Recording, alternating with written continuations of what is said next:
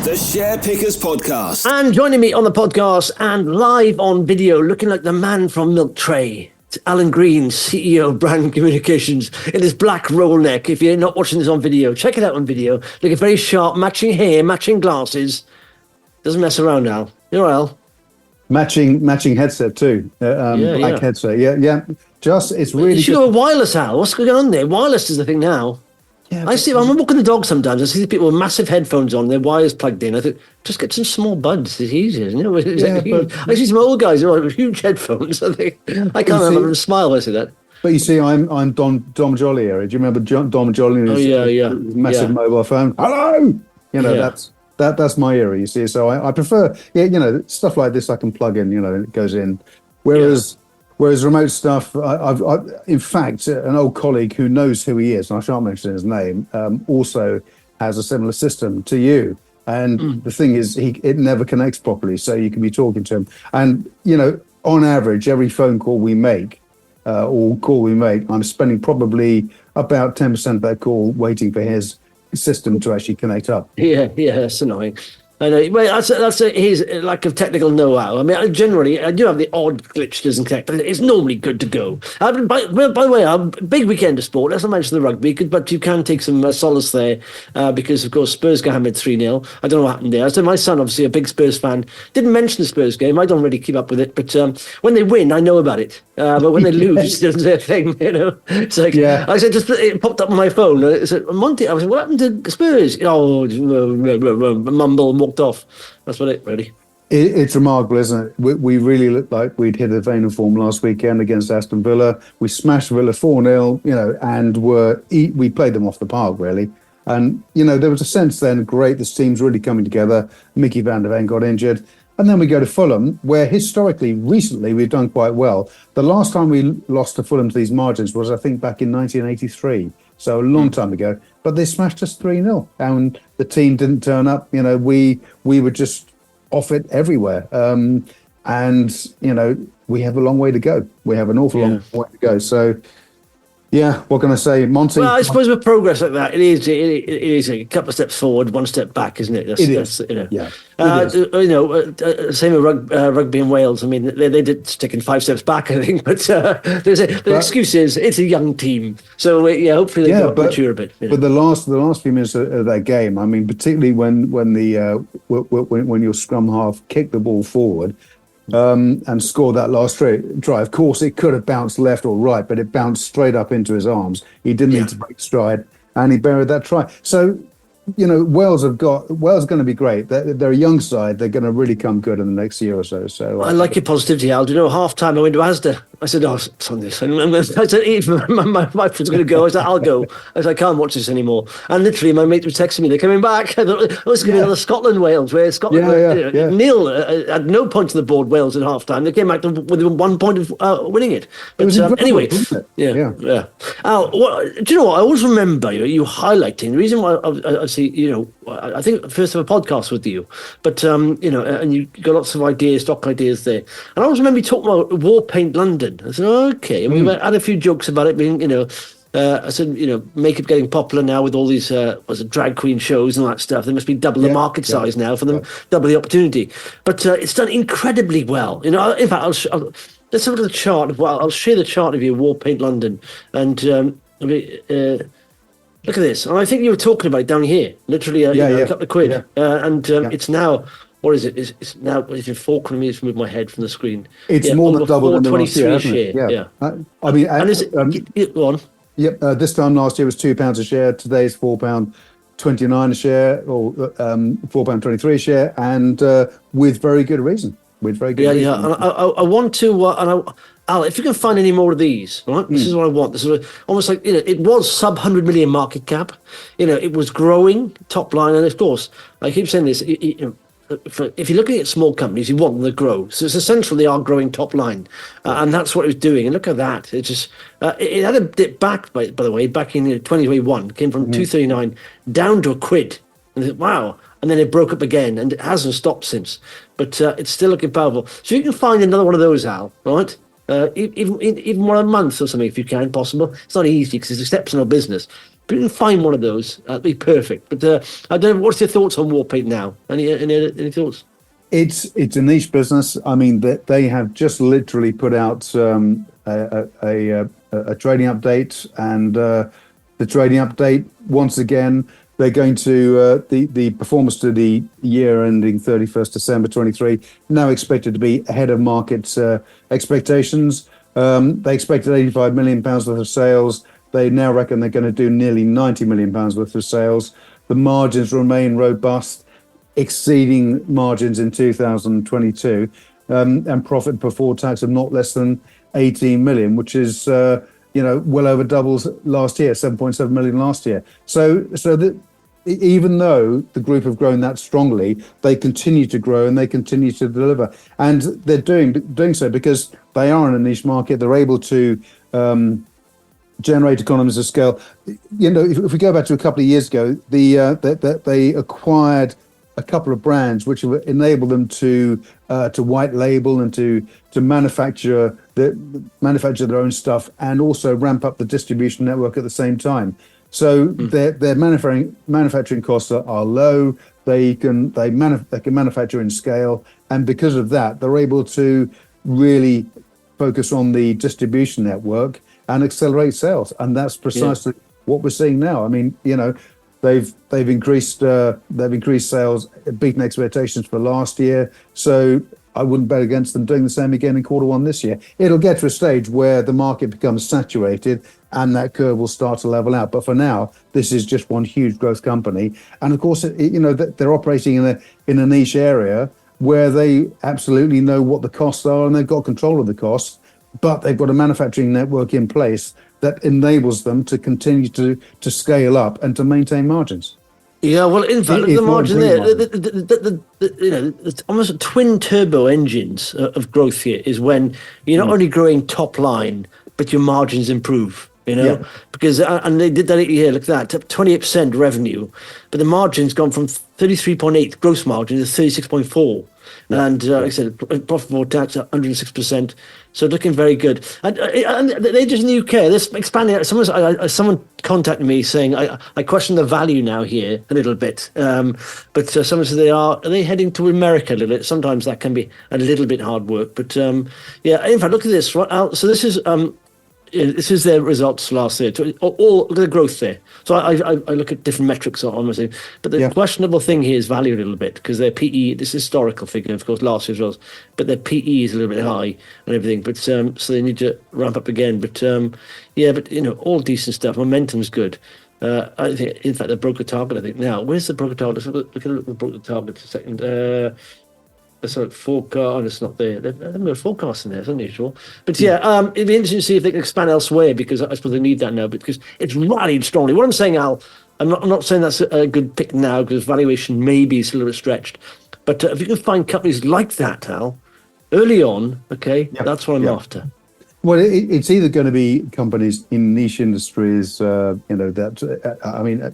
cosmetics, a niche industry, perhaps not, but I think the way Warpaint have approached it, they've turned it into something of a niche industry. But their acquisitions, what they did well in their early stage of growth, they made a couple of really good acquisitions, which enabled them to scale the business and keep manufacturing costs to a minimum. Now, you'll get to a point where you'll probably outgrow those manufacturing facilities. Can you then go on and replicate on a larger scale? And of course, if you're operating globally, then you've got to go and speak to other manufacturers. Can you maintain quality control and after sales and everything that goes with that? And those are where the challenges lie. But I think, given what they've done to date, you look at what they've delivered for investors. If you were in at 80p, you'd be delighted, wouldn't you? And I think you'd be backing the company. You'd have taken some money off the table, but you'd still be backing this company to deliver further growth. And if for any reason there is a pullback, because also what we see is when companies do perform so strongly like this, if they do disappoint, or if one of the metrics is slightly off, you'll often see a disproportionate pullback, and that could well create an opportunity to get back in and see that value return fairly near term. Yeah, just looking at the chart here. Look, this 2000 really dipped down here of COVID stuff going on and a fallout from that. Yeah. But you see this level here where it's sort of struggling above 140, and then this is 200-day moving average in the red for people watching on video, and it sort of broke that, came back down. Then nice strong day broke that, and then broke previous 140 level, and then it had a little bit of a pullback, but then rallied again. So that level there, 140, was almost resistance that they broke, and since then it hasn't really looked back. Look at that. It's not even gone anywhere near the 200-day moving average. It's bounced off the 50-day moving average nicely, and it hasn't looked back. But and so I think very strong. Yeah. And also, if you relate that to performance terms, that of course relates to 2023, and the market expected a return of 85 million turnover, and they've actually delivered 89.5 million, so nearly 90 million. So that's a big uplift, So if they can keep on doing that, then these I think the 200-day. You look where it is now. It's looking fantastic, isn't it? That chart, it really is. Yeah. Okay. What else you got, Al? What else you talking about? Okay. So last December, in fact, I took a trip to Anglesey in Wales. On your motorbike? No, actually. Although I do tour around Wales fairly regularly on the motorbike, as followers on social media of mine will know. But this was to see a company called Anglesey Mining, Epicode AYM. But more specifically, we went to look at the Paris Mountain project, where there exists an old mine there, and an old mine shaft, and an area that can only be described as a lunar landscape. It was formerly an open pit mine, and there are all sorts of oxides on the surface that run off into a tailing pond. A lot of history there. You've got it. And this tower here, you see, if you come back from there, there's a lunar landscape. It's been used for various film sets, such as Mortal Kombat and others. There's the old mine shaft there. You can see the shaft there. It's a beautiful area.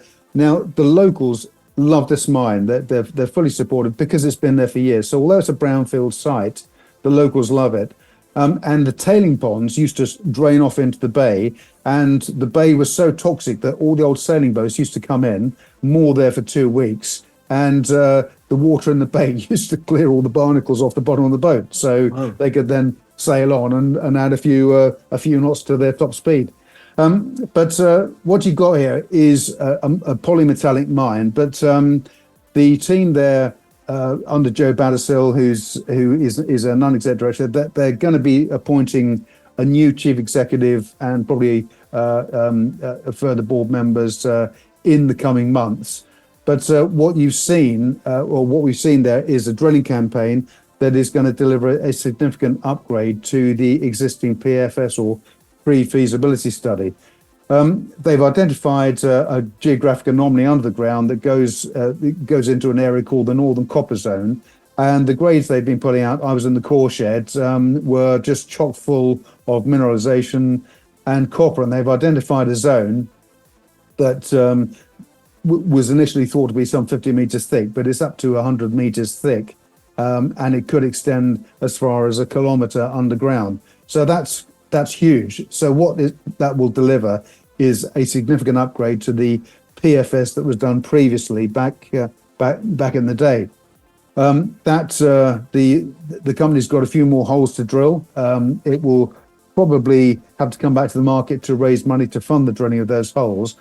But there are permits that will be issued to continue with the mine and the work, but those permits, in the sense, they've been described as similar to if you have, say, permission to build an extension on your house, and that permission lapses, you can go back to the council, pay a fee, and renew. And it's the same with the permits. The locals are also fully supportive, and there's the prospect that with copper, or with the amount of copper they've identified in the core that's come up from the holes that they've drilled so far, we could be seeing, if copper comes back onto the UK critical minerals list, which it should be, and it should have been in the first place, then there's the possibility of grants such as the UK Infrastructure Bank that provided a £25 million grant to Cornish Lithium. We could be looking at that sort of money coming in, and that sort of money will start to rejuvenate the local area, create more employment, and so on. The other added bonus is that the mine is about 20 miles from Holyhead Port, and there is a jetty there that's already been identified that could be used to take the ore out. So the road route's already been approved, so the ore can be taken from the port, it can be shipped out and shipped to market from there. The company also has a 49% stake in the Grängesberg iron ore project in Sweden, and the Gränges project has a net present value of $688 million. They've got a first right of refusal to go to 52.5%, and they also have a stake in the Labrador iron ore mines in Quebec in Canada, a 12% stake. But the focus is on Paris Mountain and bringing this project back to life, and we're going to see, I think, a transformational year for the company. And I mean, we're seeing, looking at this chart here, we're seeing the 50 days punch through the 200-day, but are we going to see this return? And my guess is yes, we are. We're going to be back over TP before too long. Yeah, it seems like maybe that's, well, we can't tell yet, because obviously it's all about exploration companies. Like I said, when you're looking at a loss-making company, you've got to think, first of all, how much cash they got, how long will it last, and that's the most important thing about loss-making companies. But it seems to bounce off the low there. By the way, if you're watching, listening on podcasts, I just looked at their website. Some cracking drone footage of over Anglesey there, isn't it? It's a beautiful place. Video. Yeah, it really is quite stunning. And I mean, I was very privileged to go up there, but also looking in the core sheds too, and speaking to the drill team. There's the team on site are hugely enthusiastic, and it's a really exciting project. But also, it does. For some reason, if you go to the US, the EU, Australia, copper is a critical mineral for all of those jurisdictions. For some reason, the UK have not included copper on the critical minerals list. And when you consider an electric vehicle, in an internal combustion engine, you've got an average of 23 kilograms of copper in an internal combustion engine car. In an EV, it's 85%. So, well, the UK got it wrong, haven't they? I mean, it's obviously we're behind the curve here on this one, because it's obviously more copper is needed, and going forward, even more copper will be needed. But so I think they're behind the curve there on that one. But there we go. What you say, you've got a government there. It's at the moment all over the place, aren't they? We got ministers, jumping into office and out of office every 5-10 minutes. There's no continuity at all. So, I don't know. Well, maybe after the next election, it'll settle down a bit. Who knows? Yeah, I think we've got to get this election away. And I think if the Tories stand a chance of winning, they've got to bring Penny Mordaunt in and put her in charge, because she's... Oh, a bit of politics there from... Do you like Penny Mordaunt, Al, do you? You wouldn't mind having her in the coal shed? Cool. Yeah.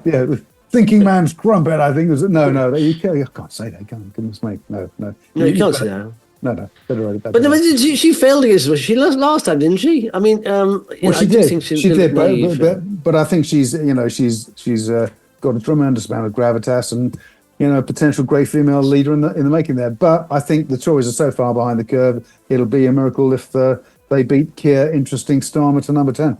Yeah, I think the only way Tory's going to win is if Thatcher comes back from the dead and says, "All right, I'm standing again," but that's not going to happen. Yeah, well, I don't think it's going to happen. Perhaps Penny Mordaunt is Thatcher's daughter. The Iron Lady Mark II. Who knows? Yeah. Okay. What's next? What's last pick here? Okay, last pick. So we're on the cannabis now, just so sit back and relax. So this is Voyager Life. This is an Aquis listed company. So Voyager Life. I've got that in chart. Right. Epic code VOY. Now this company was founded initially by Nick Tulloch, who's the chief executive in 2020, and Nick is also chief executive or MD at ECR Minerals. With the link there then, gold and grass. Golden grass. Well, yeah. Yeah, I'm into gold. What's your hobbies? Gold and grass. Gold and grass, and not necessarily in that order. No. Okay, so So Voyager Life it's a brand for premium CBD and hemp products, and they have a range of products for CBD products for skincare, for pet care, and a whole raft of stuff. They've made a series of acquisitions over the years, and Nick Tulloch is a very shrewd operator. He's very careful in spending company money, and they've made a series of acquisitions, skincare acquisitions, and white label skincare products. They have a manufacturing facility up in Perth in Scotland. And as of now, they also have a new manufacturing facility in Jersey, thanks to a merger that was completed early this week with Northern Leaf PLC. Now, this enlarged group will be worth some £5 million based on the current share price of Voyager, which is trading at 11 pence. And that gives Voyager a market cap of just 1.5 million. So there's no premium in the company at all. But it's also based on the performance package through which they will acquire the company is based on Northern Leaf achieving revenues of £5 million by the March 25th or March in 2025. And when the companies come together, it'll be the first vertically integrated cannabis company in the UK, as I say, with manufacturing facilities in Scotland and in Jersey. And it's been a year of acquisitions already for Nick and the team. They acquired Amphora Health, a CBD product company, a share-based deal at 12p back in January this year. So Nick is being very careful, and he's putting the pieces of the jigsaw together and putting together a company that really, if you look at, it's quite a good analogy actually with Warpaint. Just, we spoke about Warpaint, just building a business, good acquisitions at the right time, able to build a business, start generating revenues, keep control of fixed costs, generate economies of scale from that. And that is exactly what Voyager Life will be doing. It's got the manufacturing facility, the agreed acquisition deal with Northern Leaf will take place, provided Northern Leaf hits those revenue targets of 5 million. So the companies will come together and they will manufacture, they will control probably a significant percentage of all the CBD and hemp products sold in the UK and in Europe. And, that's going to be, that could well be a company to watch for the future. It could well provide a similar performance, albeit on a smaller scale to start with than Warpaint. So watch this space. Yeah, I think you can't compare the Warpaint yet. Well, let me ask you CBD. Have you ever tried CBD? I haven't, no, but I know people who have, and I know people that swear by CBD products and love it. So yeah, well, it obviously does for some people. I have no effect on me at all. So I've tried a little bits and pieces, but there's a lot of this about them. What differentiates these guys from? Because let's be honest, the market now, you can get CBD anything, toothpaste, a lot, toilet paper, whatever you want, it's there. Yeah, so, what differentiates this company from others? Well, I think what differentiates this company is the process they've taken to get there, because, as you say, there are so many products. So Voyager, realizing this, they have, because each of these companies that manufacture, they turn over a small amount of money. They're not big cash businesses, but they've got steady turnover. So what Nick and the team have done, they've made those acquisitions and they've put those companies together. So when you walk into a shop and see an array of CBD products, a significant percentage of the products on the shelf will belong to Voyager Life. So if you're comparing two products, you might well be comparing two products from Voyager Life. So whichever one you buy, it goes into their pot. And that's the secret. I think it's probably a fairly fragmented market. And this is something that Voyager are addressing by really pulling all of the key operators together, putting them under one roof. And then, you've got the economies of scale that go with that. And of course, if there is a big surge in CBD awareness and products being sold, then of course Voyager is in pole position to take full advantage of that. Are they generating revenue yet? They are, yes, indeed. Oh. Their revenues. So if we look at the half year in October 23, they generated 165,000. In turnover. They have £551,000 cash at the bank. So it's a good cash business. They're covering their costs. They're covering all the fixed costs, covering the cost of the manufacturing facility, and of course they're through this deal they'll have 2 manufacturing facilities, so they can scale up what they're doing without having to take on any extra space, any extra overheads to do that, and that's key. And really, that's what Warpaint did with their company. They through making the acquisition. I love what you're trying to do here, Al, linking with Warpaint. I love that. I love it. I know what you're doing here. Yeah. But just from little acorns. Yeah.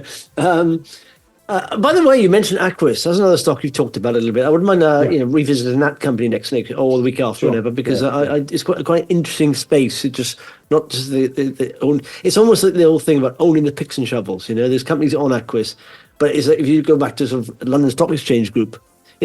When you look at previous successful companies, you think, okay, what model have they got? And you've got Aquis, of course, smaller, but they own a lot of data there, and they supply around the world. So it's very interesting, Aquis, actually, and it's got a very high rating. I mean, some of the broker targets are quite very high on that, and so the valuation is not good. But I mean, the valuation is almost questionable, but they are growing, and they are in an interesting space. So maybe we'll look at Aquis, And again, your point about owning the picks and shovels, it's a cash cow.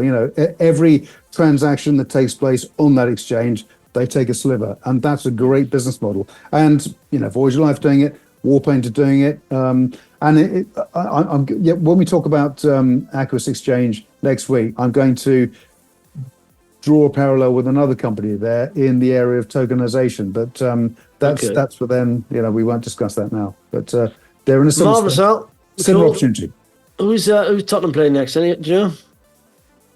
I haven't looked. I was so disappointed over the weekend. I had to drown my sorrows afterwards. Thankfully, we went out for a meal with some friends, and all was good because Mrs.